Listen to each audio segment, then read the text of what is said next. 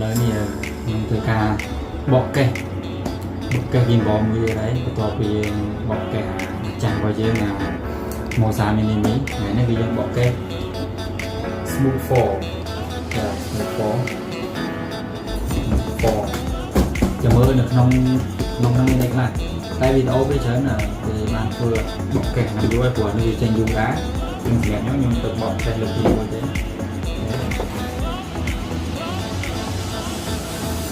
các bạn bỏ nhau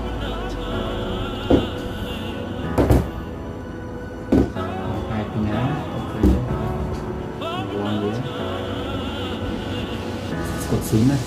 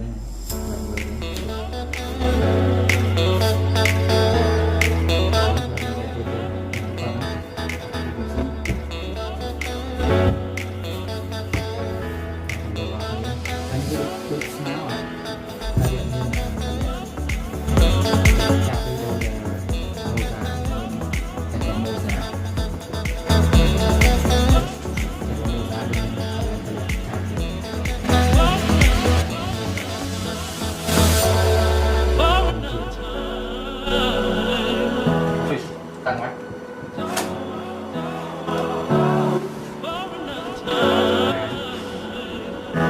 có này USB-C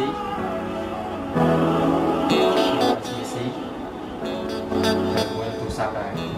ok hai con bỏ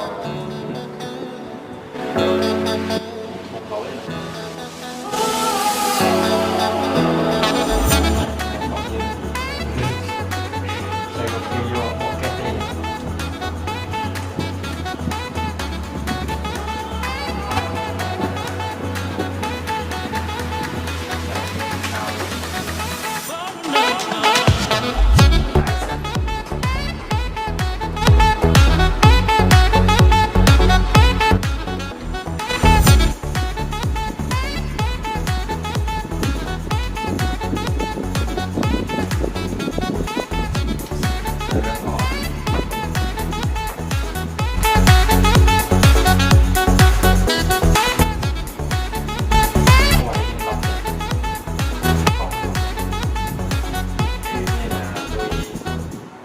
USB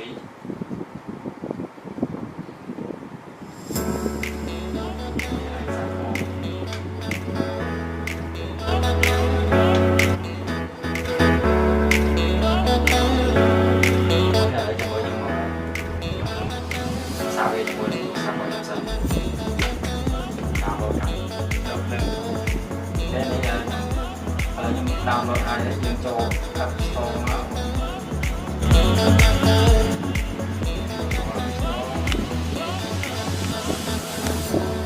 download ai cho mình sáng chuyện